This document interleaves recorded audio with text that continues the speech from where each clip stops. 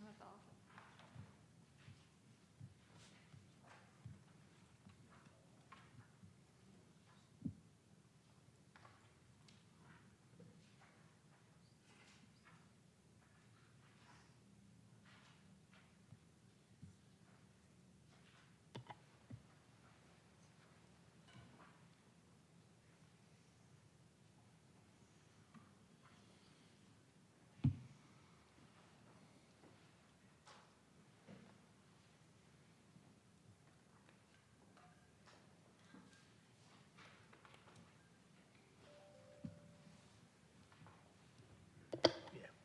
All right, let's call to order the City of Bella Vista Board of Zoning Adjustment.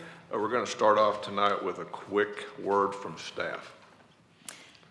Okay, we have a new Board of Zoning Adjustment meeting, or a member with us tonight, as well as several attendants in the public. So I just wanted to remind those in attendance, as well as the commissioners and staff, our typical process per our bylaws. The Board of Zoning Adjustment is here. It's been just adjourned at 4:30 p.m.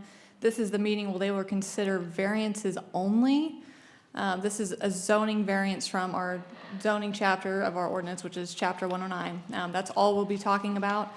Once we make it through our items of new business with zoning variances, then we will adjourn the BZA meeting, and then we will open the Planning Commission meeting, which is where the development items will be heard later on tonight. However, just with BZA, just a reminder, if you did sign up in the back, once we get to the public hearing item, everything on the BZA agenda, as a reminder, is required to have a public hearing.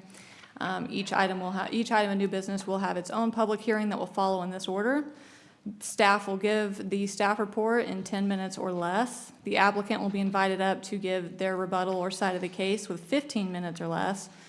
Interested property owners will then be called to come and speak should they have a public opinion that they would like to put on the record, and they will each get 5 minutes. Staff has timers on the screen, so that way you know where you're at in your 5 minutes. And we ask that you please state your name clearly and your address clearly for the public record before giving your public comment. And then after the public has given their 5 minutes each, then the applicant will get one last chance for a rebuttal with 10 minutes or less. After the hearing, but prior to deliberations of each case, the board can defer action on the case until the next regular scheduled meeting if they choose to. However, after the hearing, the board will deliberate after all those times that I just given happen to reach a final decision. A quorum of 4 votes is required to approve. The Board of Zoning Adjustment does make motions in the affirmative, which means they only make motions to approve as per best practice. So a yes is a yes, and if someone gives a no, they are voting against the variance. And I think that covers all of it, Chairman. All right, thank you. And with that, we'll call the roll, please. Daniel Ellis. Here. Doug Farner. Here. Gail Klesson. Clayton Sudbury. Here. J.B. Portillo. Here. Jack Wagnon. Here. And Linda Lloyd. Here. All right, we do have a quorum. Next up is our meeting minutes from February the 10th. I make a motion to be approved as submitted. Got a motion from Farner, Second. second from Portillo. All in favor say aye. Aye. Any opposed? Meeting minutes are approved. We have nothing under unfinished business. Next up under new business is our annual election of officers. We have any motions from the board? Yes, I have a motion for the chair position. You, Mr. Ellis. Thank you. I Anybody? second. Well, okay, thank you. All in favor say aye. Aye. Any opposed? All right, with that, can I get a motion for vice chairperson and for secretary? Well, Gail's not here, so I'm going to make a motion for secretary. And I'll make a motion for vice chairperson that we keep our slate the same. Yep. I need a second, please. Second. Second. All right, we got a second. All in favor say aye. Aye. Aye. Any opposed? All right, that takes care of our election of officers. Next up, we have zoning variance 2025-57485, a variance request on perimeter landscaping, parking surfacing, and parking striping requirements for a large-scale development known as Oz Trails Bike Park. Trails Manager Workman, please. Thank you. The subject site, containing 190 acres, is situated west of the intersection of Oldham Drive and Bella Vista Way. This site is fronted by Cunningham Drive, an unclassified street, Oldham Drive, a subcollector, and Bella Vista Way, a major arterial, as identified by the adopted master street plan. According to the 2040 Comprehensive Plan, this site is located adjacent to a Type 3 community destination node, which is our most intense commercial node within the city, along a Priority 1 bike route. The future land use plan recommends open space park and neighborhood use in this area. This request is associated with the redevelopment of the subject site being considered under large-scale development 57483, known as the Oz Trail Bike Park. The applicant is requesting a variance on section 10996A and C, surfacing material and striping requirements for a proposed 1.5 acre gravel parking area, in addition to a variance on section 109-219B2 to reduce the number of trees required on the south and west perimeter of the proposed gravel parking area from 34 trees to 0. We need to make a clerical correction for the record. The published staff report indicates public comments were contained within the packet.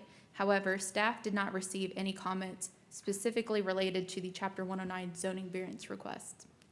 Staff is recommending approval of the landscaping request so long as the new plat being considered under Cycle 4 is recorded prior to building permit issuance.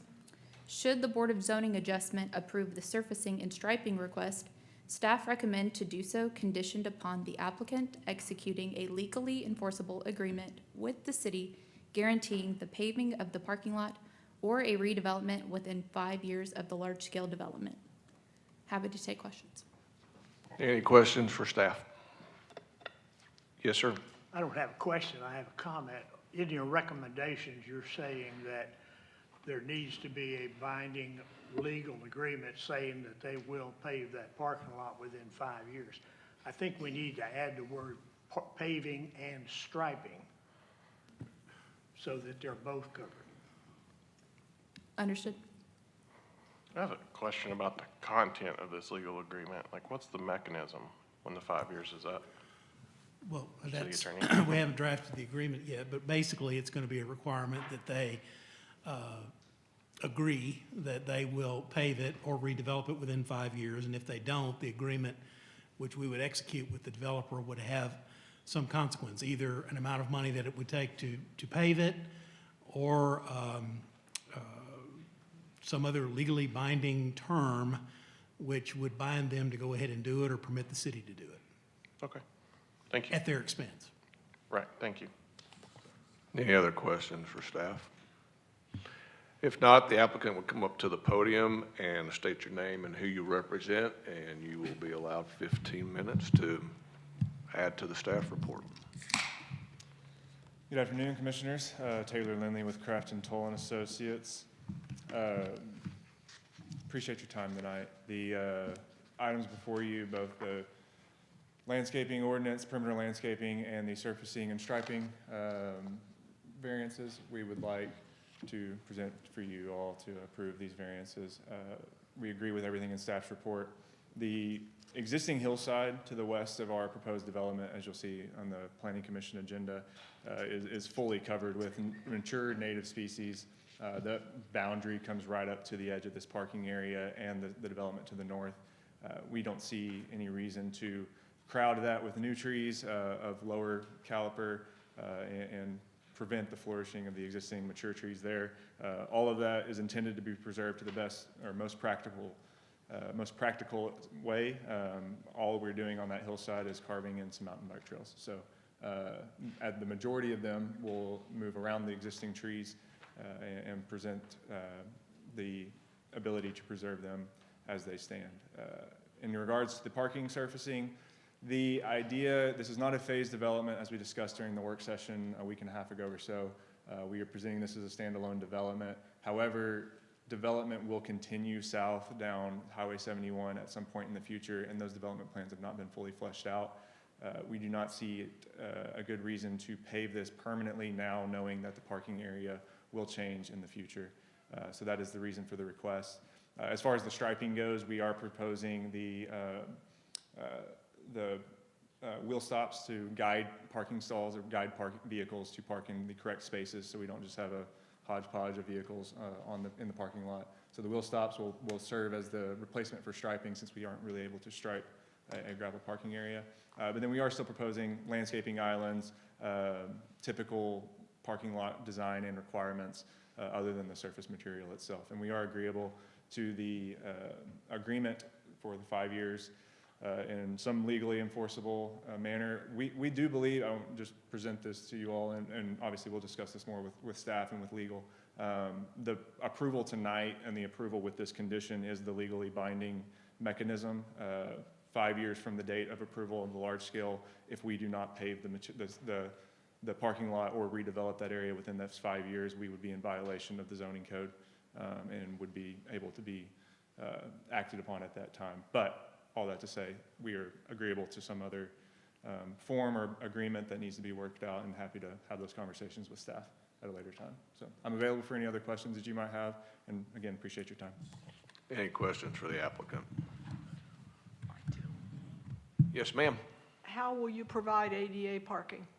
ADA parking is provided on the north side, so that will be a permanent parking surface requirement, meet all the requirements of the parking code. So, and all the ADA parking is presented on that north side as it has better proximity to the building. So the total count is 200 plus parking stalls, and our ADA requirement is 7 stalls. All 7 stalls are proposed next to the building. And that parking area is intended only for employees and ADA parking. None of the visitors to the facilities outside of the ADA users would utilize that parking area. Thank you. Yes, ma'am. Will that parking area where the ADA are be paved? Yes, sir. Okay. Yes, sir. Any other questions for the applicant? All right, if you go ahead and take your seat, please.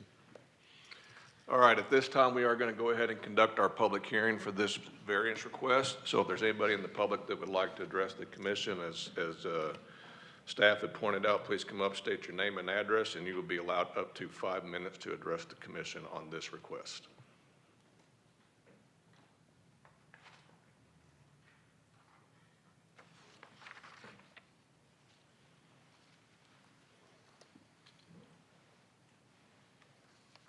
Hello, I'm Marla Barina. I live at 4 Tarrington Circle in Bella Vista, 72715.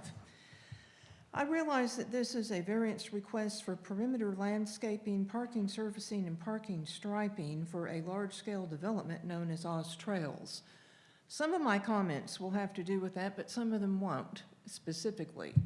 One of the things I'm already concerned about, since they're talking landscaping, is they've already taken down a tree on this property that was absolutely a historic tree, well over 100 years old, gorgeous, sprawling, symmetrical sycamore tree. And I'm wondering, did they have permission to take that tree down? And how much can we actually trust them to not deforest what he was just talking about? So far, the level of trust is not great on this, especially in light of the one sycamore tree that they just totally obliterated for no good reason, and it could have been a gorgeous spot on their development. I've also heard that this parking is not the only parking that they're planning on. I've heard there's going to be some on the other side of the highway that will require bikers to come across 71, which to me would be very, very dangerous. I don't understand why they wouldn't go ahead and pave this. I understand they think things will change, but to me that's just a cop-out, and I think they need to go ahead and pave it and make it pretty, because they're already taking away a lot of the beauty of Bella Vista with what they've already done. The controlled burn affected my home, and I live up the hill, and no one around me knew about the controlled burn, and my house got filled with smoke that day. So again, I don't trust them. I don't think they're going to care about what we want or what we like or what's pretty or not pretty, and they are not even going to take into consideration the neighboring homeowners in the area. I think this whole thing is a disaster from a planning standpoint, being right on 71 in Oldham, and 12 years ago we fought and we won against a Walmart going in there. How is this much different? I'm also concerned that the poles supporting the lift need to somehow be at least almost tornadic strength in nature, because if you go up Oldham, there's a cul-de-sac on the left, and it's called Ruse Circle, and that little circle there gets hit by microburst winds frequently that bring down trees and damage the homes on that circle. So whatever they're putting up for this structure better be able to withstand microbursts. And that is one of my big concerns, because they've already got a state law passed that they won't be liable if a biker gets hurt. And I saw where good old Sarah signed that into law a couple weeks ago. So, you know, that really lessens their liability, but what if part of this structure supporting the lifts gets hit by a microburst and then comes down on someone or comes down on a home nearby? I could see where that could happen unless it's built perfect. But I just don't see why we should trust that they are going to not deforest when they've already done it. The controlled burn they did got totally out of control and burned up one lady's backyard partially, her trees, her bushes, her fencing. And it got so far out of control that my house really shouldn't have been affected by it that day because I'm a little bit farther up. But like I say, I came home to a house full of smoke. So from the standpoint that they give a crap about any of us as citizens, I just don't see it yet. I think they're doing things that we don't even know about that are going to come back to haunt us. And I think putting it right on 71, where previously we determined a Walmart could not go, with the hospital, emergency room, the school, and all of that, this is a disaster waiting to happen, even putting it here. Now, if they want to put it on their 2,500 acres out off of 49, or even on the 500 acres off Gordon Hollow, those would be much better places for something like this because you're not surrounded by homes in that area. So I just really think a lot needs to be looked at, and I'm distressed that the Board of Adjustments is not asking hardly any questions about many of these factors, and that the meetings seem to be not taking very long when there should be a lot of consideration put to this. That's about all I have to say. Thank you.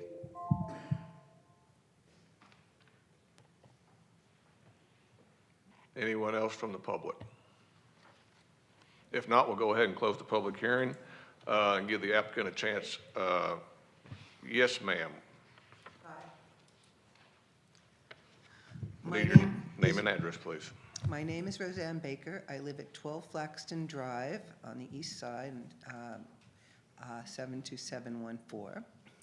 I've lived here for over 20 years, and I've always liked it until recently when all these bikers are everywhere, and all the trees are being cut down everywhere. I just feel like all that traffic down by 71 is not going to make things better here. It's only going to make things better for rich people who are collecting money from it. The rest of us are not going to have any benefit from it, except all the bikers moving in. And I'm just really distressed to see all the trees coming down and how many people they're going to bring in with this. We already have a traffic problem. In case nobody's noticed, have you ever been out there at 7:30 in the morning? It's a nightmare, and it's not going to get better. It's not getting better anywhere, here or Bentonville. Every time I go out, the traffic is worse. And no infrastructure has been built for any of this or is planned for any of it. And I resent that because it just brings more cars followed by cars, because there's nothing else here for people except cars and bikes. And people who are not riding bikes should have some rights too. Thank you. Is there anybody else that would like to address the commission? You need to come to the podium, sir, and state your name and address, please. My name's Craig Honchel, 1 Scott Circle. Is this to speak to just to the BZA side, or you get a call? Just to the BZA, sir. So should I save my comments for my thing is access adjacent, so I can go ahead and speak now.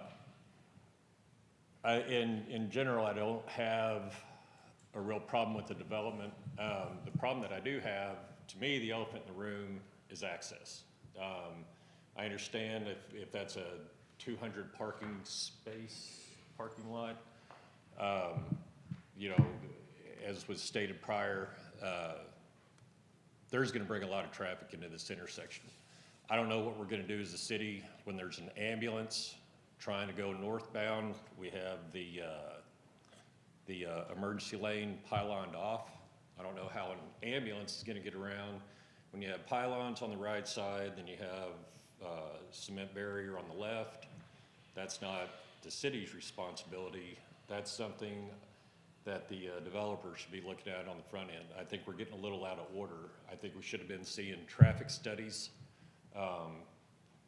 you know, in addressing access. Either they're gonna have to go over or under. I don't know how, I don't know what the numbers are, what they anticipate, what this will bring, you know, as far as visitors and all that kind of stuff. But I have real concerns with what this is gonna do to the traffic in a intersection that's already crowded, as stated. That's our hospital, that's our school, that's a lot of area that, you know, there's a lot of population that come out of that hill trying to get up, you know, get to work. And I don't know what that's gonna look like at 4:30 in the afternoon or 5 o'clock in the afternoon.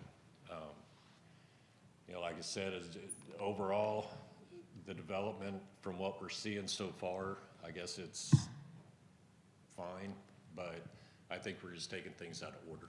So anyway, with that, thank you. Thank you. Is there anybody else in the public that would like to address the board? All right, if not, we're going to go ahead and close the public hearing at this time. Board members, back to you. Actually, I'm sorry. Applicant will give you a chance to answer any of the questions you want to. You'll have 10 minutes. Thank you. Taylor Lindley again. I took notes. So regarding existing tree removal, any trees that have been removed already would have been covered under a separate permit. There was a grading permit done for the trails up the hillside that was separate from the large scale itself. So any tree removal is associated with that and has been coordinated with staff and permitted properly. The other trees that are permitted or that were removed did not actually disturb the earth. We weren't grading. We were just removing trees for the lift line. And the key there to the later comment by the neighbor is getting geotech equipment into the site to be able to properly dig boring holes, do studies on the subsurface, and be able to design those poles appropriately in order to carry the lift up the hillside. So both of those have been addressed, getting the geotech equipment in there, and the design is being handled properly by experts in this field who design these chairlifts all over the country, and specifically for big ski resorts and mountain bike resorts. So that is being addressed. Reference to parking across the highway, there is no parking across the highway associated with this project, so I want that made clear. We are not encouraging anybody to cross the highway. And then, since it was addressed, it doesn't really apply to the variance request. We'll get into it more, I'm sure, during the Planning Commission. But traffic analysis was provided. We have a study prepared by Walker P. Moore, and they're licensed traffic engineers within the state of Arkansas who have analyzed this site. And the key thing to remember, I would say 2 points, or 3 points actually. One, this is an existing development with existing commercial uses. There are several businesses that operate in that existing strip center. Whether or not they're currently occupied, they could be occupied, so the traffic should be considered similarly. And so in the analysis, specifically for peak hour trip distribution, the entire week up until Saturday, we are actually showing a reduction in peak hour trips based on what could be in those uses and what we are proposing. Saturday would be the only day with an increase, and it was 5 additional trips for a peak hour on a Saturday. The other 2 items I would point out, one, the peak operating hours for a business of this type are not going to align with peak operating traffic on Highway 71. This is not a rush hour traffic generator. These are people coming to enjoy a mountain bike park. Hours of operation will not line up, specifically in the morning, with rush hour traffic. And then the peak hours are going to be on a Saturday and or Sunday, in which you won't have the rush hour traffic of the weekday. Last item, 95+% of the traffic is funneled through Mercy Way's existing intersection with an existing traffic signal. As I mentioned before, the only parking lot on the north side that would have access to Oldham is employee parking and ADA parking, and so 24 parking stalls. Everybody else has to park on the south side. Those two parking lots are not connected, so you can't get from one and get up to Oldham. So 95% of the traffic will funnel through the traffic signal at Mercy Way, and that is a signalized intersection controlled by RDOT, and the signal will control the traffic. But I'm happy to address any other questions that come up from the conversations. Any other questions for the applicant? All right, thank you. Any additional comments or questions from the board? Yes, ma'am. Excuse me, I think we need to back off a little bit and talk about what exactly we're voting on right now, because there's other things that are going to come up that will answer some other questions. But right now, Taylor, all the permits were done correctly up to this point, right? And all we're talking about tonight is simply a variance on not having to put trees in where we already have trees, and a temporary, I say 5 years is temporary, parking lot. And that's all we're voting on right now, correct? At this very moment, you are only considering variances from Chapter 109. You are not considering the development at this moment. Exactly. You are not considering the large scale. It's just the variances. They could not reach the amount of trees that our code requires. And then of course, the paving with the recommendation of approval. So that is all you guys are about to make a motion on right now. And that's what I just wanted to make clear, because this is a step process, and it's going to be a step process probably all year long. So if that's all we're voting on, I want everybody to understand that when we make a decision up here, we base it on a checklist, and it has to fall into the correct ordinances and the permits being done correctly, et cetera. However we feel about it personally really doesn't matter, because if we're doing our job correctly, we are voting with our training and in accordance with the law. So that's all I wanted to say, really. All right, thank you. Any other comments? Can staff provide one transparent comment, just to make sure, Yes, ma'am. after this meeting, as I noted earlier, the planning commission meeting will open. That is where you will consider the development. Exactly. But not right now, not at the second. Yeah. Any other questions or comments? If not, can we get a motion to approve zoning variance 2025-57485?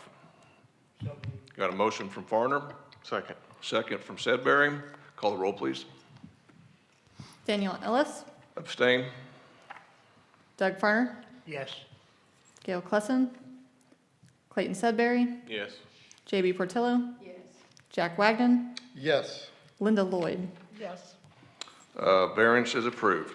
Next up, we have zoning variance 2025-57690, a variance request on the side building setback for a proposed single-family home at 5 Swallow Lane. Planner LaRue. All right. So this property is located in eastern Bella Vista near the Metfield Clubhouse, excuse me, in the Sutherland subdivision.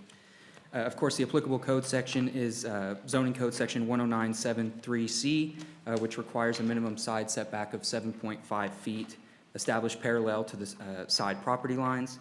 Of course, the applicant is requesting a variance of this side setback in order to build a new single-family home on an existing foundation. A little bit about the site. The home that existed here previously was constructed before 2007, and it was destroyed by fire in October of 2022. Demolition began in March of the following year, leaving only the foundation. Per Code Section 109-132, the owner had 1 year to rebuild the home in order to maintain the non-conforming status. However, too much time had elapsed. The new proposal includes to rebuild the 3-bedroom home, and would reuse the existing foundation. However, this would locate the eaves at the front corner of the house over this setback line. Swallow Lane is a dead-end cul-de-sac labeled as a residential street per the master street plan, and is within a neighborhood area. Staff finds that the disaster is not of the applicant's actions and do provide a hardship for development. Reconstruction of a single-family home, keeping the same foundation footprint, does align with the spirit and intent of the R1 district.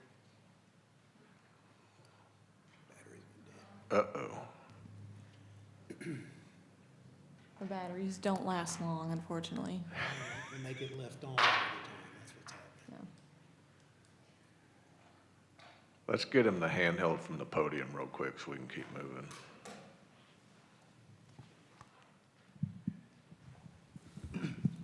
We get it? Sorry. There was no public comment at the time of this report. All legal notifications were met by staff. Staff is recommending approval with the analysis above. Any questions for staff? All right, is the applicant present? If you would come up and state your name and address, please. Well,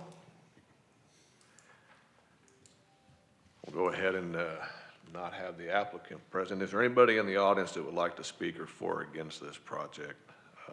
Yes, sir, if you would go ahead and come up and state your name and address, and we'll give you 5 minutes to address the board.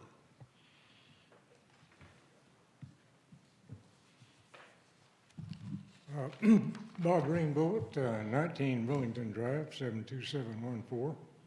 We own a vacant lot to the west adjoining this property. We purchased that in 2023. And shortly after that, we wondering, didn't know where the property lines were, so we had Ramsey survey the plot. And turns out, our property line actually is on the driveway, the existing driveway, about 2 feet over. So I'm curious of what kind of variance they're looking for and where their property line's going to be, or where they're going to build it. Honestly, sir, that sounds like a civil matter and something that we can't really weigh in on as a board, because we're just strictly looking at dealing with the structure and not the driveway. I tried to call the contractor to sign it, didn't get through, and I called the city, and they said, well, it's there. Like they had no interest in it until they actually started building. Apparently there will be some interest then. That's correct. Right now, we don't have a comment on this specific item as a Okay. board. So what should I do at this point? What's your suggestion? They can't really advise you what to do. You need to speak to an attorney regarding any remedies you may have regarding the placement of their driveway. Well, that's not my problem, it's the I understand. new owner's problem. You've got to talk to an attorney about it. We're here to discuss a different issue related to the property that's not directly related to that. And you've asked them what to do and they can't tell you, and nor can I. So I'm just trying to tell you. Well, can you tell me, since they didn't show up, what their next step is gonna be? We haven't discussed that as a board yet. Okay. That's about all I can say then. Thank you, sir. Thank you. Is there anybody else in the public that would like to address the board concerning this request? All right, if not, we'll go ahead and close the public hearing. Board members, I think you have a couple options. We don't have an applicant present, we can table it until the next meeting, or we can take action on it. Love to hear your input. I think we need to table it. I mean, the applicant isn't here. I don't know what that means. Maybe I'm sure they care, don't get me wrong. But I don't see how I personally can make a decision on something when we don't have all the facts. Any other?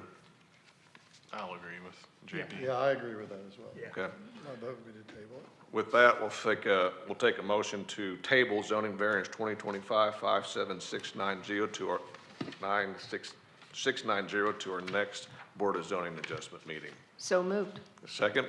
Second. All right. All in favor, say aye. Aye. Any opposed? All right, that's tabled on to our next meeting. Next up, we have zoning variance 2025-57691, a variance request on the side building setbacks for a proposed single-family home at 10 Carnforth Lane. Planner Hyatt. Thank you. This property is Lot 7, Block 1 of the Quantock Hills subdivision, and zoning code section 109.753C requires a side setback of 7.5 feet along side property lines unless otherwise stated on the subdivision plat. The applicant is requesting a variance on the subject, or for the subject site, for a proposed single-family custom home, reducing the platted setback from 20 feet down to 10 feet. The subject lot is located in a residential neighborhood surrounded by R1 lots and common property. Carnforth Lane is a non-classified street per our master street plan. But per the plat, it appears that Cooper Communities set aside a strip of land to the west of the lot that may have been intended for a future street. And so a 20-foot setback was platted along the west side of the applicant's property, likely in relation to a planned street. The city of Bella Vista does not recognize this strip within the master street plan, and the 20-foot setback far exceeds our minimum of the 7.5-foot side setback requirement. Even if this was recognized as a street, the zoning code would only require a 15-foot side right-of-way setback, not the 20-foot that is platted. A 10-foot setback per the applicant's letter would provide additional room to accommodate their septic system as well as placement for the house. Staff finds that the unique historical platting of the adjacent lot is not of the applicant's doing, nor the extreme narrowness of the lot. And the 20-foot interior side setback is providing an unusual hardship for development within this zoning district. The use proposed is aligned with the zoning district, and the request for the 10-foot setback aligns with those R1 setbacks. Again, the applicants propose a custom design to meet the unique shape and narrowness of this lot. Staff did publish a legal ad notifying the public of this hearing in the Weekly Vista on February 19th and posted a sign on the property on February 28th. Due to the analysis above, staff recommends approval of this request. Any questions for staff? Is the applicant present, and could you come up to the podium and state your name, who you represent, or your address, please?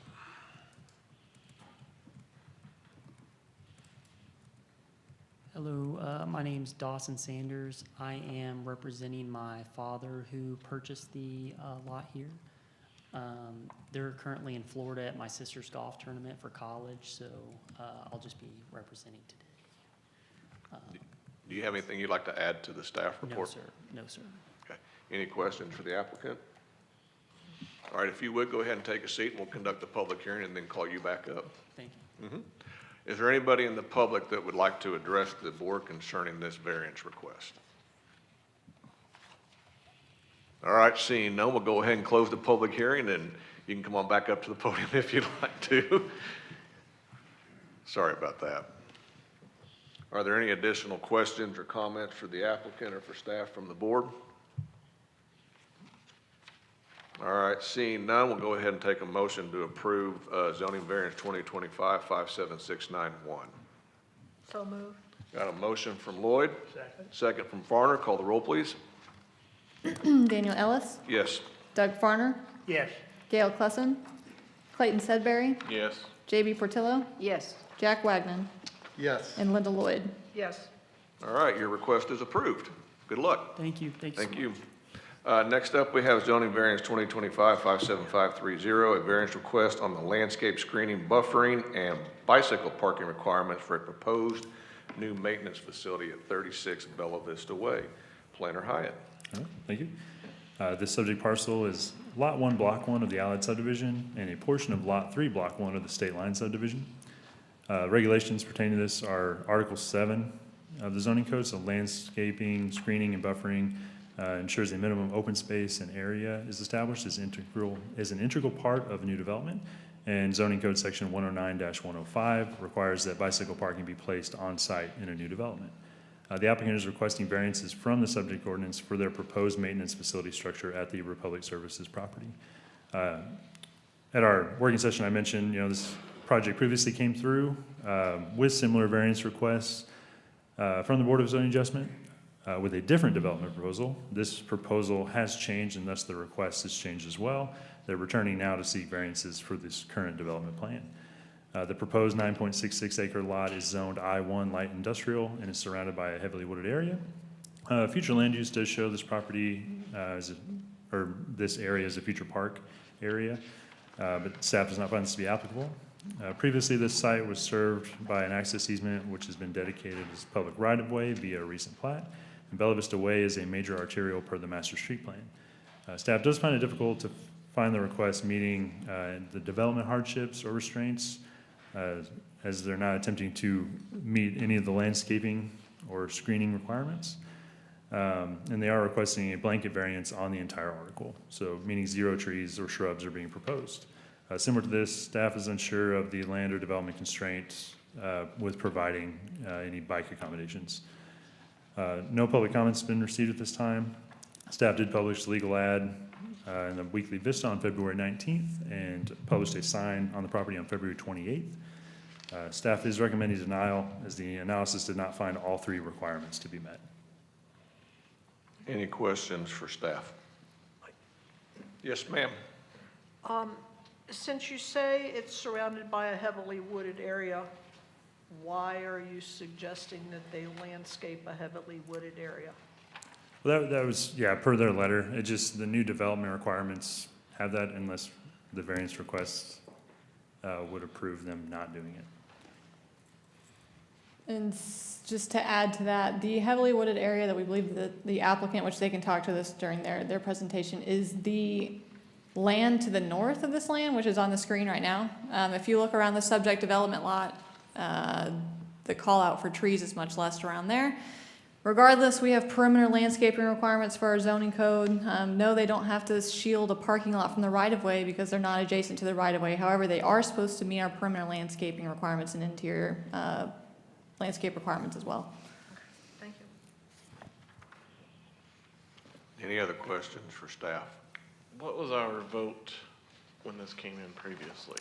I mean, these are very similar variances. Yeah, the vote was approved for the variance. Thank you. Any other questions? All right, is the applicant present? If you would, go ahead and come up and state your name and who you represent, sir.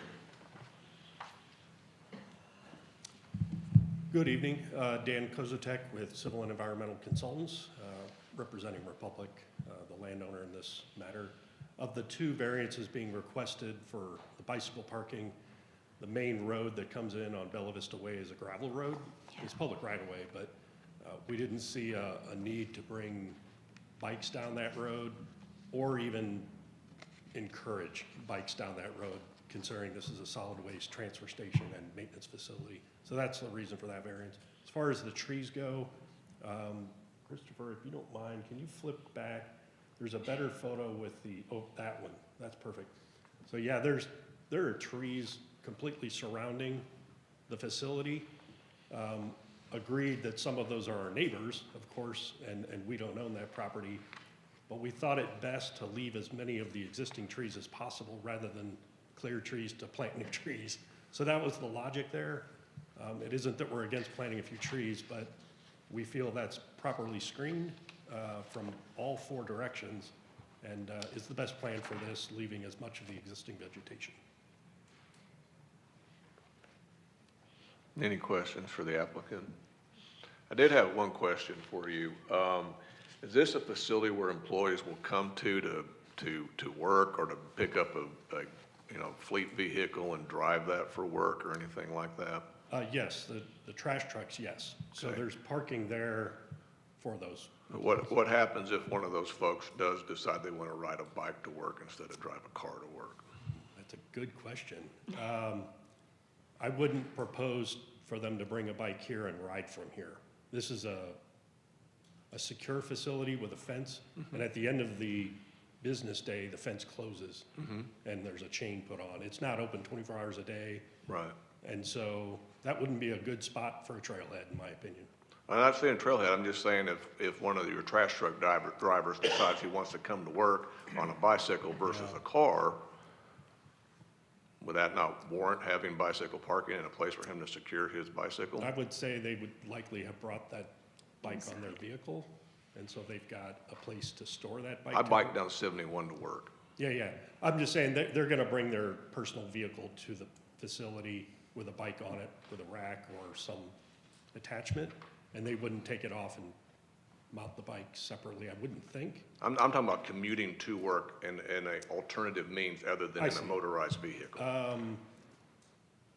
That's true. I think I would still think that the best thing is not to encourage bicycle parking on this facility. Again, it's not that we don't want to place a bike rack on the facility, but it's inside a secure facility or a fence.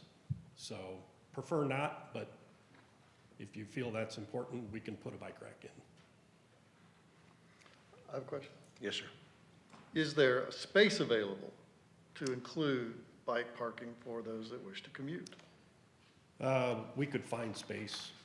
there near, we've got some ADA parking for employees or any, public that comes to the facility, so we could put a bike rack there. It would be a single bike rack.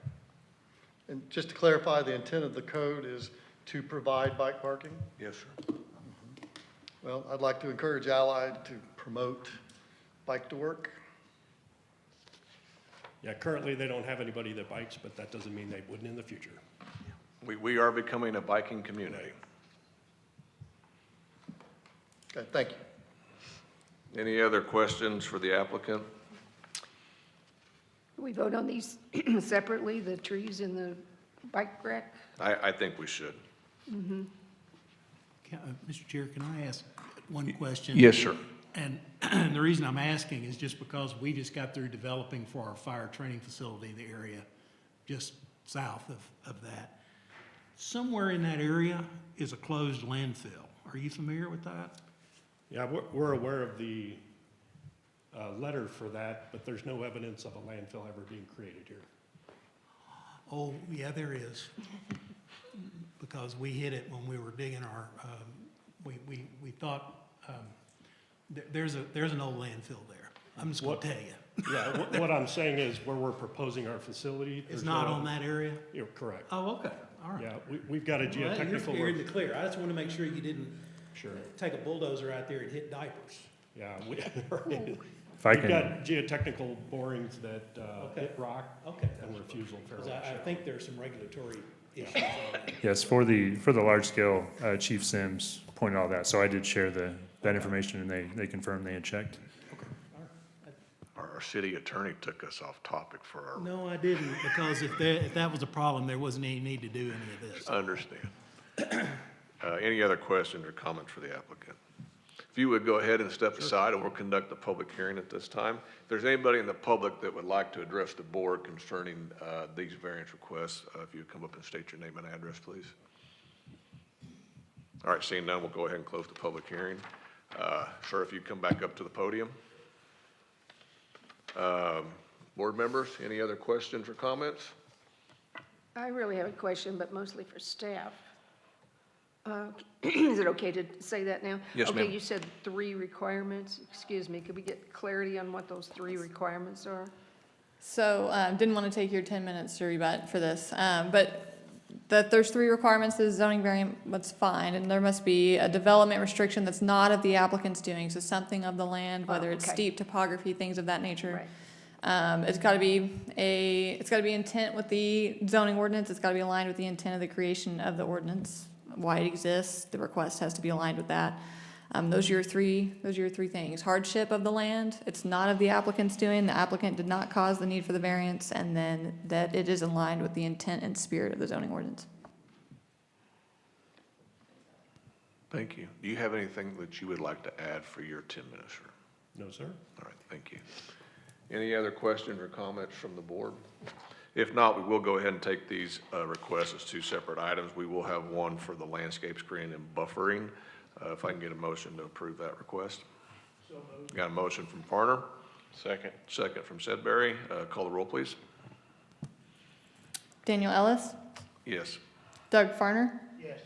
Gail Clussen, Clayton Sudbury, Yes. J.B. Portillo, Yes. Jack Wagnon, Yes. Linda Lloyd. Yes.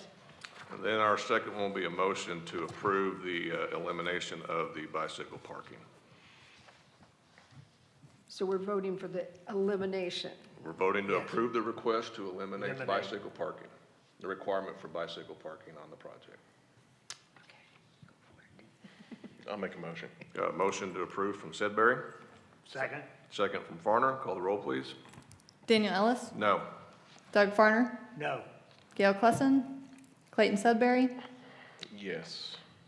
J.B. Portillo, No. Jack Wagnon, No. Linda Lloyd. No. Your variance request on landscaping is approved. We would like to see you put in a bicycle rack. Fair enough. All right, thank you, sir. That ends our regular business for our Board of Zoning Adjustments. Do we have anything for open discussion? Not at this time. All right, at this time, we'll go ahead and close our Board of Zoning Adjustment and move into our Planning Commission meeting.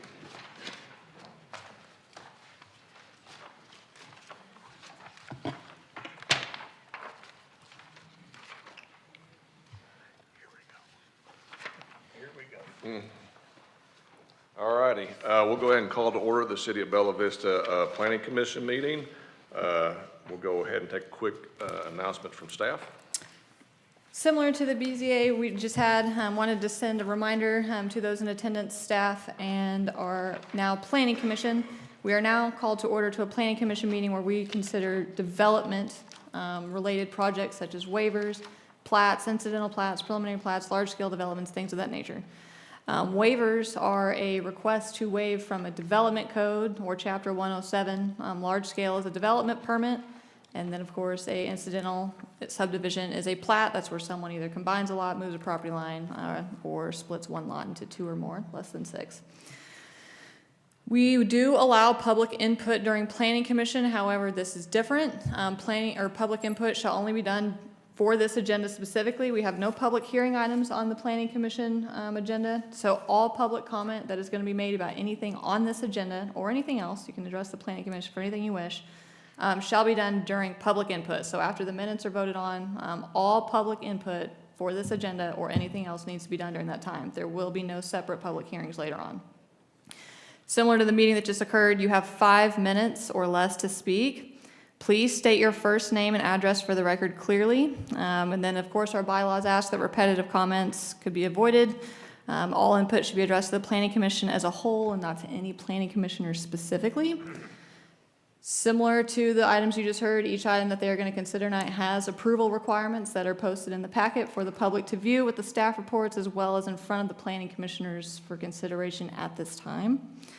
Large scales are based on meeting the development code and zoning code. Waivers have 4 items that they need to consider before they approve those. Plats must meet the subdivision code. If staff is recommending approval, it says it meets all code, then it must be approved, etc. And I think that is covering all of the items that should be addressed. All right, thank you. With that, let's call the roll. Daniel Ellis. Here. Doug Farner. Here. Gail Klesson. Clayton Sudbury. Here. J.B. Portillo. Here. Jack Wagnon. Here. Linda Wood. Here. All right, we do have a quorum. Next up, we have the regular meeting minutes from February 10th of 25. I'll make a motion to be approved as submitted. We have a motion from Farner, Second. a second from Sudbury. All in favor, say aye. Aye. Any opposed? All right, meeting minutes are approved. Next up, we do have our public input session. This will be the only opportunity for the public to address the Planning Commission for any posted business or unposted business. With that, we'll go ahead and open up the public input session. If you do wish to speak, give us your name and address, please.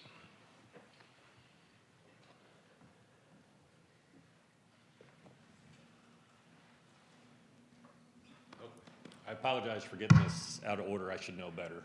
And I appreciate Commissioner Portillo clarifying. I know it's easy to get demonized when you're doing your job, and y'all do a great job. Again, the access thing, I think it's a little disingenuous to do a parking or a traffic study.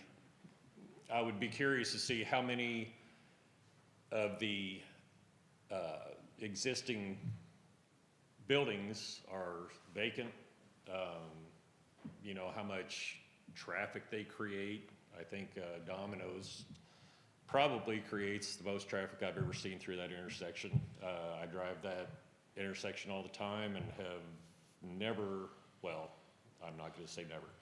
I rarely have ever sat at a red light from traffic coming from that direction. I would like to know, you know, if you're gonna have 200 cars parked in that parking lot, what's the average time to get down the Oz Trail?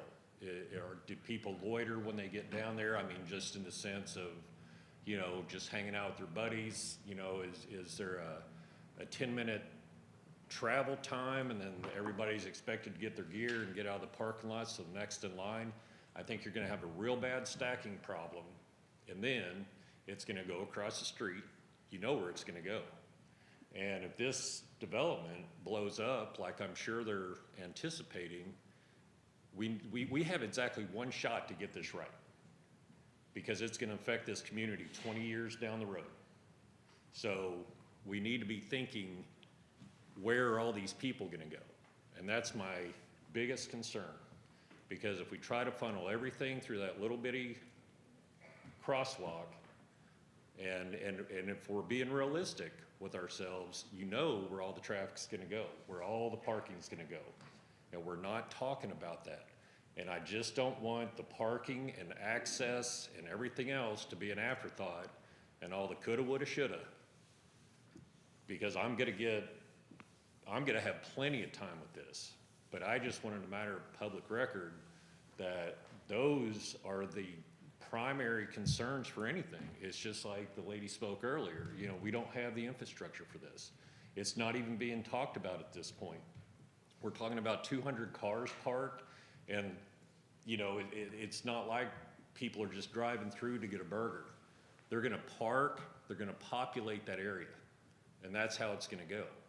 I mean, when these people come and meet their friends from out of state or whatever, they're gonna look for places to, you know, congregate and hang out. So I think that 200 parking spaces right now on the front end, it might be fine for a couple months, but I think once word gets out, I think the city is gonna really be captured by a real big problem. And you know, like I said, I just want a public record, just to get it out there. Thank you. Thank you. Is there anybody else that would like to address the commission at this time?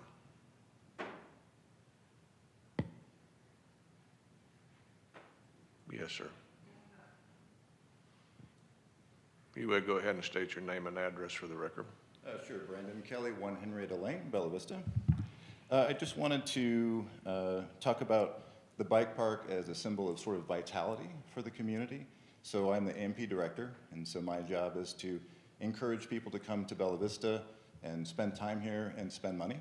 And so one of the things that we don't have is sort of a centerpiece attraction that brings people, but also one that brings folks that are going to stay here, that spend money here in our restaurants and in our short-term rentals.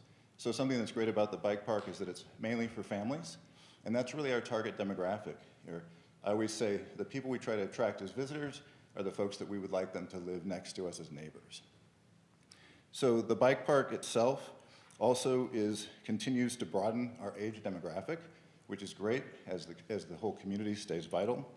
And also, it preserves the natural beauty of the site itself.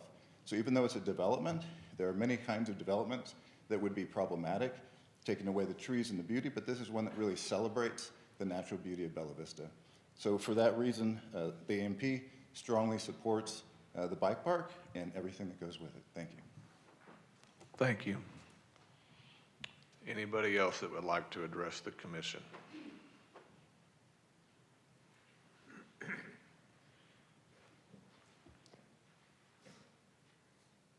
Sorry for my confusion coming up earlier. I didn't realize the If you go ahead progression of and the state your evening. name and address for the record first. Yeah, I didn't hear his name and address. The last guy did give it, yes, ma'am. Okay.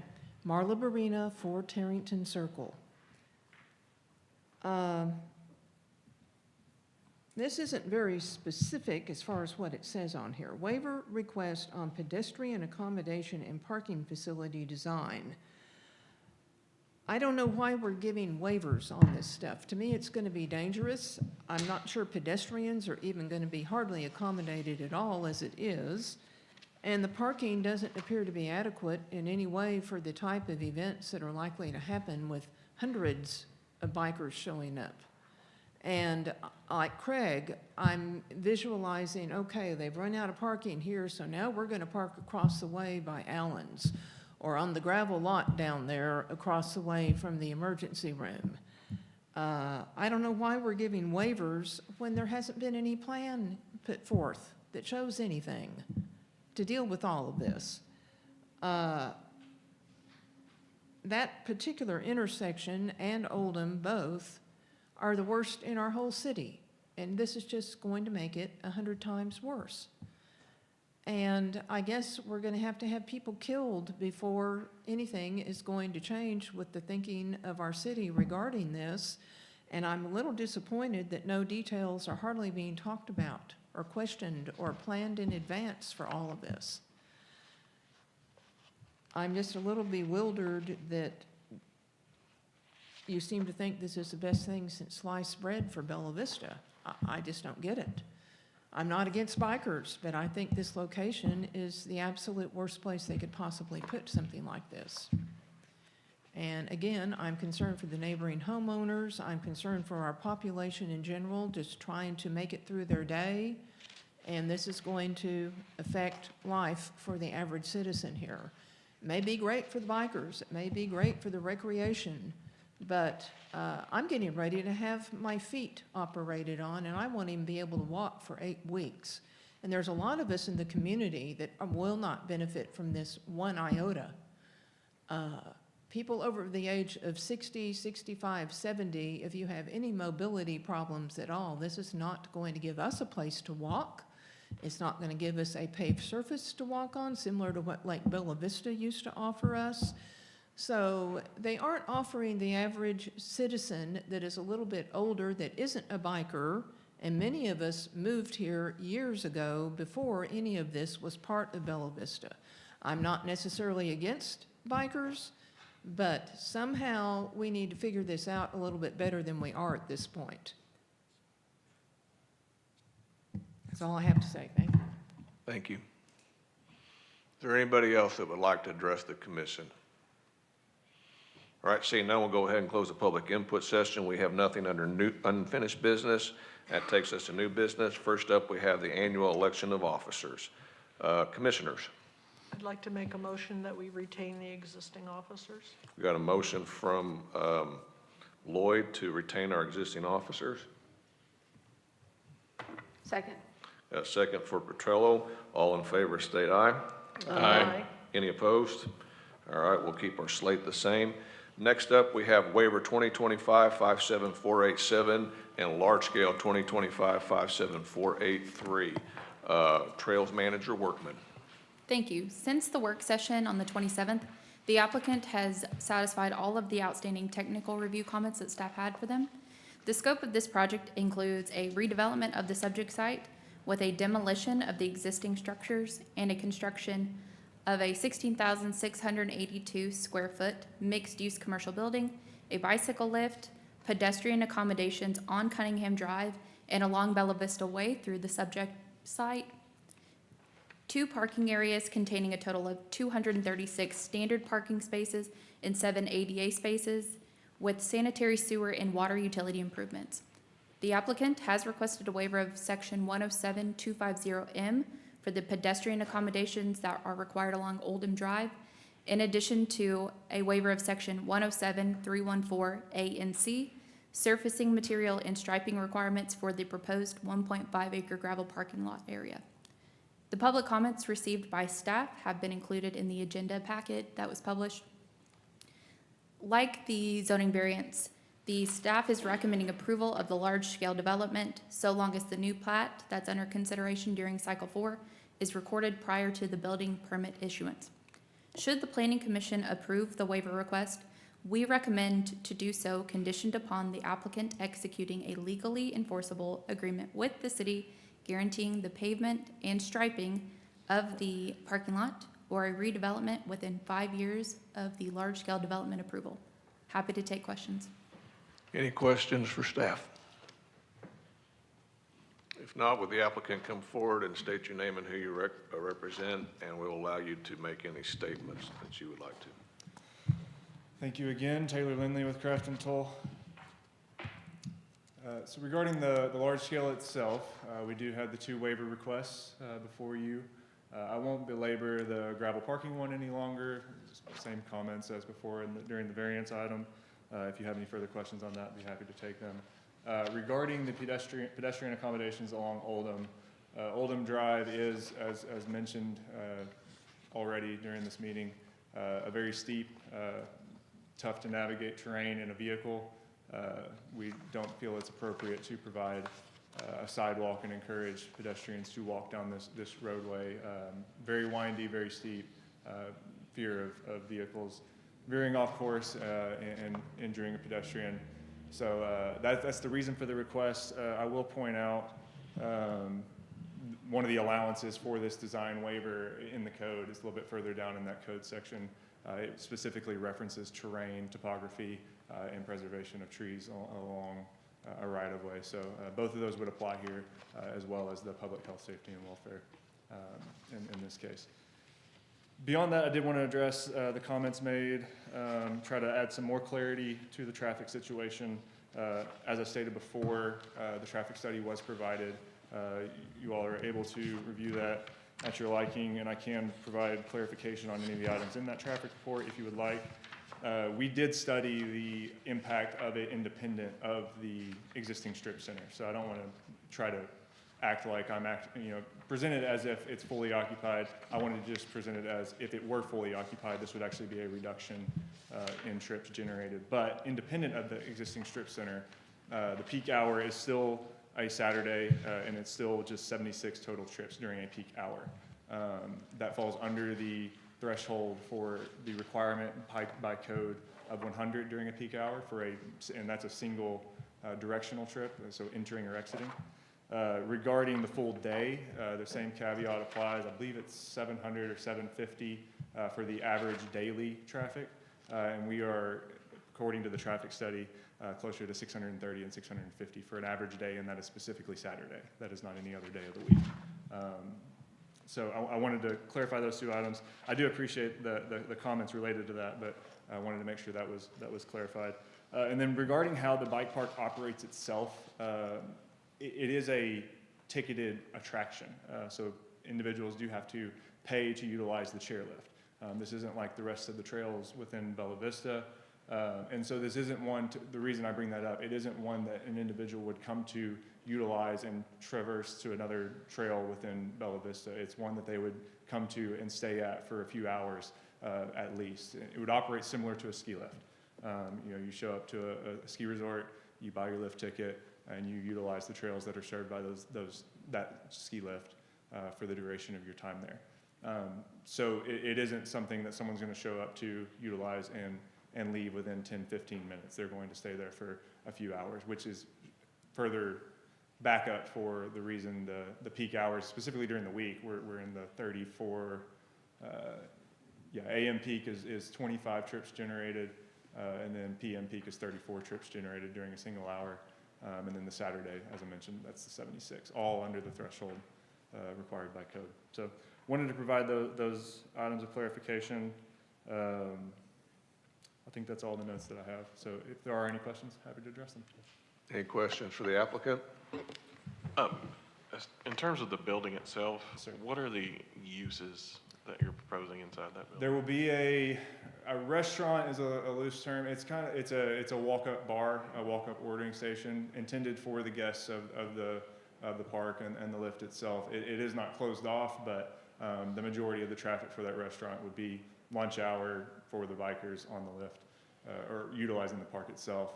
The other side is a bike shop type setup with merchandise, equipment, supplies, and also a rental space to rent to individuals who aren't bringing their own bike to the park. Okay, thank you. How is the parking unit calculated? 200. In simple terms, how did you come to 200 make sense? Basically what the space allowed. There wasn't a specific number that we were trying to hit there. We do know, and the ownership is here, and correct me if I'm wrong, I believe it's 150 tickets-ish per day, or at least on the lift or on the mountain at one time. So cyclists, no more than 150. Like I said, y'all chime in if that's incorrect. But essentially allowing for that and allowing for some additional capacity for individuals there for the restaurant or just there to mingle. That's the intent for the parking area there. My follow-up question is what's the forecasted use of the entire facility in one day? The motion of the park, how much activity, the comings and the goings, obviously is going to affect the parking count, but I still don't really have context on what the user experience is going to be. So yeah, I think users, the majority of the users, 90+%, are going to be individuals who are there to ride the trails. And in order to ride the trails, you show up and you park in the south parking lot. You'd either ride your bike up to the gate, ticket box, or walk there if you're renting, purchase your lift ticket, ride the lift up, and utilize the trails. Beyond that, you can come down, you can utilize the restaurant, utilize the plaza space, hang out, mingle. They'll have different events, like vendors set up or entertainment going on. But for the most part, like I said, 90+% of the traffic should be those interacting with the park. And then as far as how the trip generation and those peak hours are determined, it's all compared similarly to a ski resort. Like that's as far as international traffic code, they're using numbers generated from a ski resort because that's how this will operate. Okay, good. That's super helpful. Yes, sir. Any other questions for the applicant? What happens if the demand is greater than your forecast and parking is in short supply? Is there a provisional plan to support the expansion of your existing parking vision? I would say that's an option. Ultimately, when things, as I mentioned during the variance item, as things progress conceptually or development-wise as we go south, those plans will have to be fleshed out. We'll have to find new opportunities for parking, but that's all associated with future development plans. As far as demand for this site, ultimately they're going to be limited, the amount of spaces we have, the amount of tickets we could sell. Like that's going to be their supply-demand ratio. All right, thank you. Yes, sir. Any other questions for the applicant? All right, any other further comments or statements from the board or from staff? All right, if not, I will entertain a motion to approve waiver 2025-57487 with staff conditions. So moved. Got a motion from Portillo. Second. Don't know who we'll go with you first. My first second. First Get 'em one, on the yeah. board there. So if you'd call the roll, please. Daniel Ellis, Abstain. Doug Farner, Yes. Gail Cluson, Clayton Sudbury, Yes. JB Portillo, Yes. Jack Wagnon, Yes. Linda Lloyd. Yes. All right, can we get a motion to approve large-scale 2025-57483 with staff conditions? So moved. Got a motion from Sedbury, Second. second from Lloyd. Call the roll, please. Daniel Ellis, Yes, no, abstain, I'm sorry. Gosh, abstain. Doug Farner, Yes. Gail Cluson, Clayton Sudbury, Yes. JB Portillo, Yes. Jack Wagnon, Yes. Linda Lloyd. Yes. All right, the waiver and the large scale is approved. Staff will get with you guys on the next steps, please. Thank you very much. Thank you. Next up, we have plat 2025-57469, a proposed lot combination associated with large-scale development located at 36 Bella Vista Way, and waiver 2025-57470, and large-scale 2025-57468. Planner Hyatt. All right. First up will be the lot combination. So subject parcels are Lot 1, Block 1 of the Allied subdivision, which is plus or minus 5 acres, and a portion of Lot 3, Block 1 of the State Line subdivision, which is plus or minus 4.66 acres, located along Bella Vista Way. The applicant's proposing, again, to combine Lot 1, Block 1 of the Allied subdivision and the portion of Lot 3, Block 1 of the State Line subdivision, creating the new Lot 2, Block 1 of the Allied subdivision at approximately 9.66 acres in size. This request does coincide with the large-scale development request to place a new on-site maintenance facility on this newly created Lot 2. Various drainage and utility easements are being dedicated to the public per this plat, and right-of-way dedication has been previously met. The applicant's surveyor is requesting to waive 3 plat and plan requirements from 107-225, and that's items number 23, 45, and 55.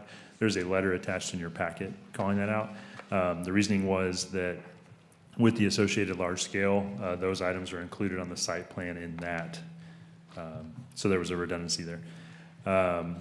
Those items call out sanitary sewer system items to be shown, potentially hazard areas to be called out, and also the draft covenants and restrictions with the submittal. With this newly created lot being 9.66 acres in size, the bulk and area requirements in regards to minimum lot width and depth, as well as minimum frontage, are being met.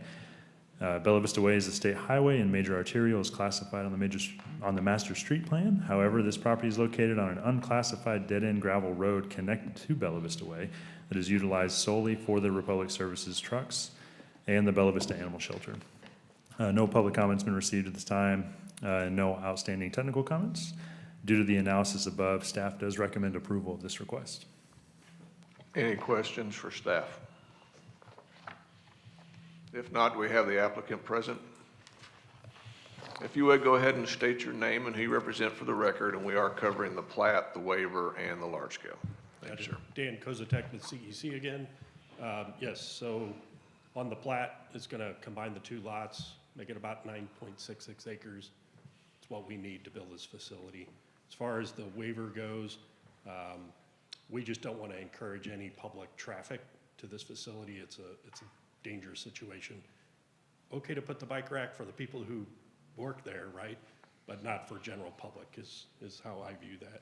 As far as the large scale development, I'm here to answer any questions. The details on the sewer and all the utilities are shown on the site plan. It's very, very similar to the last time you saw this last year. Just the building shifted over, but we're connecting in the same way for all those facilities, water, sewer, and electric. All right, thank you. Any questions for the applicant? All right, any further questions or comments from the commission? If not, I'll obtain a motion to approve plat 2025-57469 with staff conditions. So moved. Got a motion from Parner. Second. Second from Sedbury. Call the roll, please. Daniel Ellis, Here. Yes. Doug Farner, Yes. Gail Cluson, Clayton Sudbury, Yes. JB Portillo, Yes. Jack Wagnon, Yes. Linda Lloyd. Yes. All right, get a motion to approve waiver 2020, I'm sorry. So the report was only for the plat. So the waiver and large scale have a second report that have the technical information of the development. Okay. Yeah. Do we have anything additional you'd like to make? Yeah, I can cut it short if we need to. That's up to you. Yeah. So again, you did previously see this, but the development has changed. They shifted the building to the south with the proposed property line adjustment. They are requesting the waivers from 107-250 pedestrian accommodations, 107-315 parking lot design standards, and 107-317 access management. Again, it's 9.66 acres. Zoning is I-1 light industrial and is compatible with this proposal. Property is impacted by the floodplain and floodway. Alongside the lot combination, the request to merge the two proposed lots into one. The development plan proposes to construct the 8,000 square foot maintenance facility with 4 overhead doors to provide on-site maintenance of the Republic Service trucks.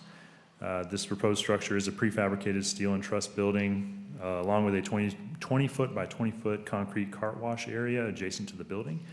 No additional parking is being proposed with this request. However, the development will include approximately 9,490.6 square feet of additional pavement and 17,077.5 square feet of additional gravel.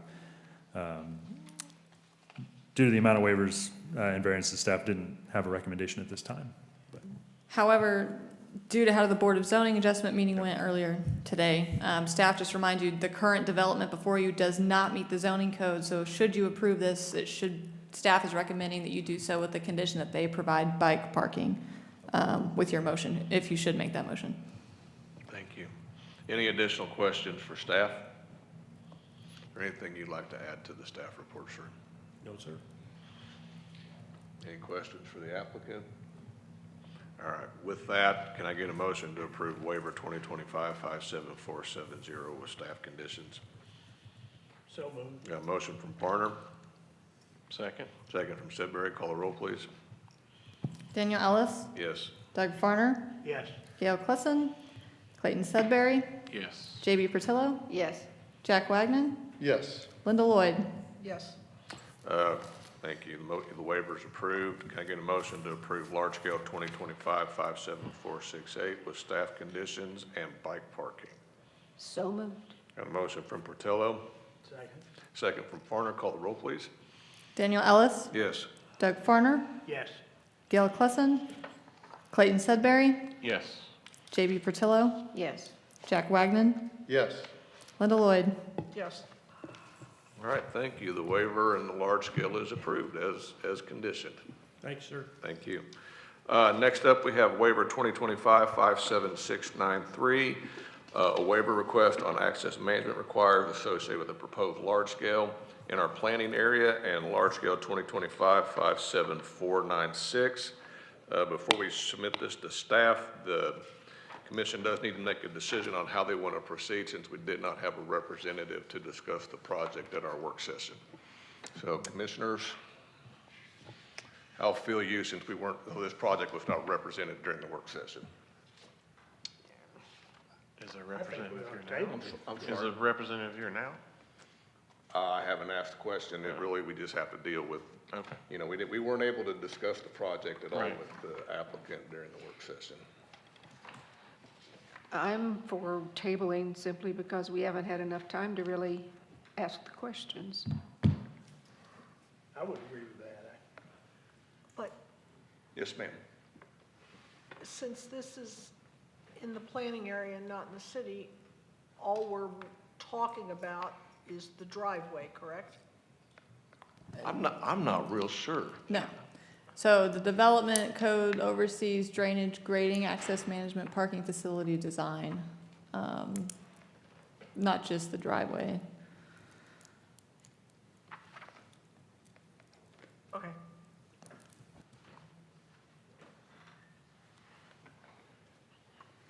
Any other comments from the commission? I will say it's been our practice in the past to table any request that comes before us when there's not a representative at our work session. That's been a pretty long-standing practice for us. Okay, with that, I'll take a motion to table waiver 2025-57693 and large-scale 2025-57496 to our next work session, which will be on April the 3rd at 4:30 PM in this same room. Can I get a motion, please? So moved. Got a motion from Farner, Second. second from Wagner. Call the roll, please. Daniel Ellis, Yes. Doug Farner, Yes. Gail Clutson, Clayton Sudbury, Yes. JB Portillo, Yes. Jack Wagnon, Yes. Linda Lloyd. Yes. All right, thank you. Next up, we have lot split 2025-57217, a proposed lot split in the planning area near 9304 Commonwealth Road. Planner LaRue. All right, so this property is located in eastern Bella Vista, just outside city limits, and is considered rural. The applicant is requesting to split a single tract into two, and that does include new dedications. Section 107-128B1 does state that the commission shall approve with condition, or disapprove any incidental subdivision that has not been administratively approved. The applicant, of course, is requesting to split the parcel into two. Tract 1 will enclose 21.14 acres, while Tract 2 will enclose 1.24. New dedications are proposed on each, including a 30-foot electric easement along the south edge of Tract 1, and a drainage and utility easement surrounding both tracts. Adjacent land uses include low-density residential, and per the master street plan, Commonwealth Road is classified as a minor arterial with 80 feet dedicated right-of-way, and Bethnal Road is classified as a collector with 60 feet of dedicated right-of-way. No new streets are proposed, nor are any vacated. No increase in public services are expected. There was no public comment at the time of this report. Staff is recommending approval with the condition that the right-of-way and easement dedication language is clarified on plan. All right, any questions for staff? What's the clarification language that you're seeking? Just simply. I believe Taylor, and feel free to fill me in on this if I don't have it correct, 40 feet has to be dedicated. From center line. From center line. And we need that, it's just a small minor comment, they need to pull that, that distance for us and ensure that that's being met. So that's, should be fairly easy. All right, thank you. Any other questions for staff? Is the applicant present? Yes, sir, if you go ahead and come up and state your name and who you represent, please. Garrett Greer with Care Electric. So I just have one comment on the road right-of-way. So it's dedicated that we're dedicating an 80-foot road right-of-way on the plat. I'm not sure how to dedicate it any differently. They're just needing you to put a label on there from the center line of the road to the right-of-way showing that it is 40 feet. Okay. It's just add the label. Okay. We can do that. All right, any other questions for the applicant? I just have a curiosity question. Is that Go for it. appropriate? What are you doing there? So Carroll Electric bought the property. They needed to put a transmission line. There's currently a transmission line south of this. Yeah. They're running through the property, going through it to the north. Currently, they're using it for a storage facility for the transmission line poles. Okay. They don't want a house, essentially. And so Yeah, they're trying to I get rid of drive the by house. there multiple times a week. I'm Yeah. just curious. So Yeah. it's got nothing to do with the lot split itself. All right, any other questions? All right, if not, can we get a motion to approve lot split 2025-57217 with staff conditions? So moved. Got a motion from Sedbury, second from Farner. Call the roll, please. Daniel Ellis, Yes. Doug Farner, Yes. Dale Clussen, Clayton Sedbury, Yes. JB Pertillo, Yes. Jack Wagnon, Yes. Linda Lloyd. Yes. All right, your lot split is approved, sir. Thank you. Thank you. Do we have anything from committee reports? Not at this time. All right, open discussion. First up, legislative update. Is that going to be Director Robinson or Attorney Kelly? Well, she's on. Probably a little bit both. I think I know what she's going to point out, and if you're going to talk about the bill that would eliminate extended planning jurisdiction? Yeah. Okay, well, I'm going to let her take that then, because she knows about it. Well, essentially, we had a bill that almost passed, just one vote short of entirely eliminating our planning authority in our planning area. Currently, your current development allows you to oversee development in regards to access management, parking facility design, the grading, drainage, all of those things that we just considered or discussed earlier. But you have the authority to oversee that in your planning area or the properties that are within 1 mile of our city limits. So just like the items that got tabled tonight, that is under our current ordinance and under state law, you're allowed to do that. However, the bill that almost passed and is one short vote would entirely eliminate that, and essentially planning staff is just having a conversation, that's why it's just an open discussion, nothing formal, and then he can add all the things that he wants to as well. On what that would look like if it did go away, just a note too, this has put a pause on our current development code reform that we're doing. We're watching to see what the legislature does before we wrap up 107, because that is the code that would be affected by this House bill. So in terms of that, I guess I would turn it over to you to add anything that you want to or that I missed. Well, I'm just going to say it was in the House, and it got 50 votes. It needed 51 votes to pass. It had 25 no votes and 25 not voting. And so it's anticipated that the sponsor of the bill may make another effort at that. I haven't heard an update, but basically what it would do is it would eliminate your planning area jurisdiction outside of your city limits. So just this thing that you just heard, it was in the planning area. You're not going to have any authority to do anything other than what's in the city limits. So that's really what that is all about. I don't really know what to add, Fair other enough. than to say I believe, I don't know this for a fact, but I believe there was a project that was nearby the Fayetteville city limits, and some conditions were being applied, and some people got upset, and now it's in Little Rock. So I don't really know all the details of that, and I don't know that for a fact, so please don't. But I believe something happened somewhere of that nature in northwest Arkansas that has gotten advocates in favor of this. And the argument is, I don't get to vote on the people that represent the city, and yet I own property there, and I'm having to follow rules that I don't get a say in how they're adopted, so. Yeah. When do you think that next vote might take I don't place? know. I'm assuming they'll try again, just because there were so many non-voting. But I don't have any idea. Like now or next year? Oh, or- it would be this session if they, This I would session. assume it would be this session if they tried This, again. this session ends April. They've got another month or so. Yeah, mid-April. And they could is- extend it. Yeah. They've been busy this go-around. The short-term rental limitation on city authority, I haven't heard an update on that in a while. It didn't, it got through committee and did not have success on the floor, but there was going to be another effort on that as well. They had a little more of a hill to climb, I think, on that one. Don't know the status of that.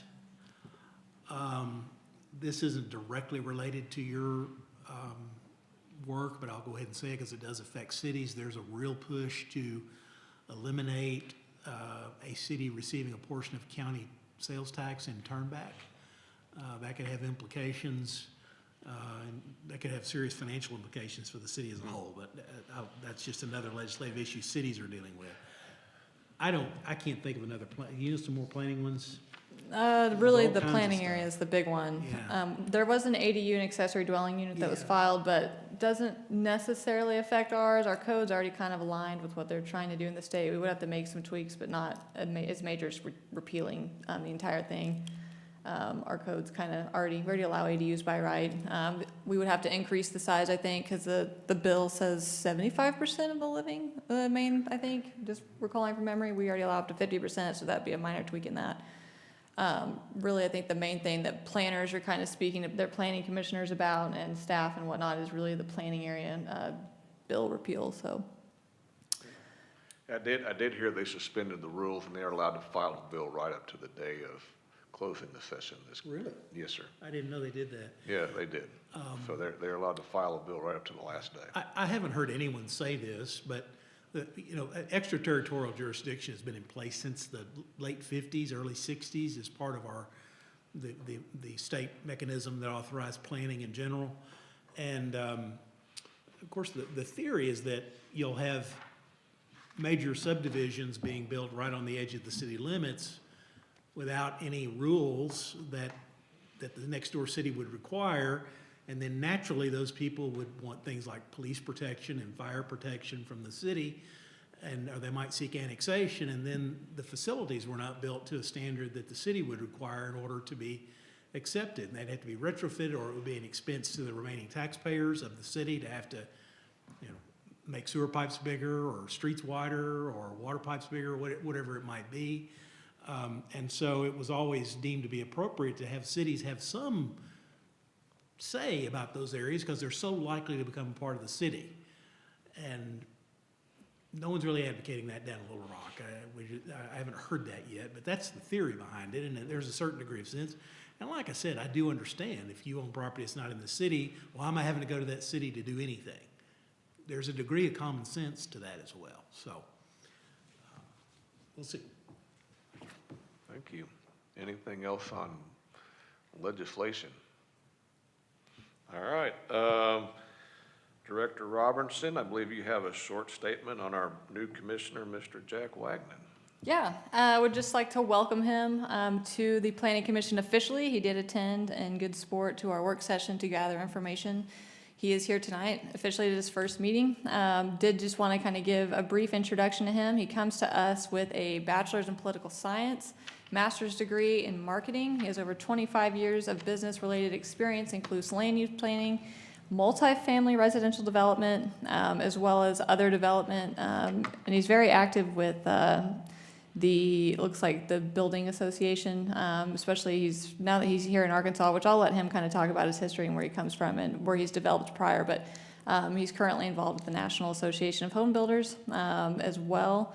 And he has team leadership, project management, business administration, and marketing experience, and as well as community involvement with other city councils in his past with other planning boards, working with local stakeholders in development as well as economic development. And with that, I would just turn it over to you to kind of clarify anything else you want this planning commission to know about you. And welcome aboard. Well, thank you. I appreciate it. And I appreciate the mayor's endorsement for having me represent Planning Commission. Thank you. I'm a big believer that Bella Vista has a bright, bright, bright future, and I'm excited to play a role. You can find easily me to access contact information on the web, Jack Wagner. Reach out. Let's talk about the planning vision in the future. So I'm certainly open to questions if anybody has curiosities about my background. Welcome aboard. Yeah, happy to help. Looking forward to working with you. Now you need to go read the entire code. Yeah, right. Well, Good luck with that. Just in time for you to rewrite it, right? I think the new code's gonna be easier to read than the old code, to be honest with you. That's good. So, Thank you, Taylor. all right. Do we have anything else for open discussion? When do we anticipate starting our public review process of our new code? Well, we were aiming for March, but that is now not happening. Obviously, we've put 107 completely on hold. Staff is still working on it, but our contractor has been told to wait, so that way we don't keep paying them to make changes that we're unsure of. So we want the one technical review we send for our portion to be the one technical review they work on, not more than one. And then, of course, once we get that fine-tuned down, we'll reach out to you all for comment as well as stakeholder comments. So gosh, I would say probably early summer is what I'm hoping for now. This has set us back already 6 weeks, so that's quite a bit of time in terms of code writing, so hoping May. Okay. Well, the That's me sooner- being optimistic. The sooner the better would be Yes. fantastic, so. All righty, anything else from the commission? All right, if not, city council work session will be on Monday, March 17th at 5:30 PM, with their city council regular meeting being on March 24th at 6 PM. The planning commission work session will be on Thursday, April the 3rd at 4:30 PM, and our next board of zoning adjustment, followed by our planning commission, will be on April the 14th at 4:30 PM. With that, we stand adjourned. Thank you all. You guys did a good job.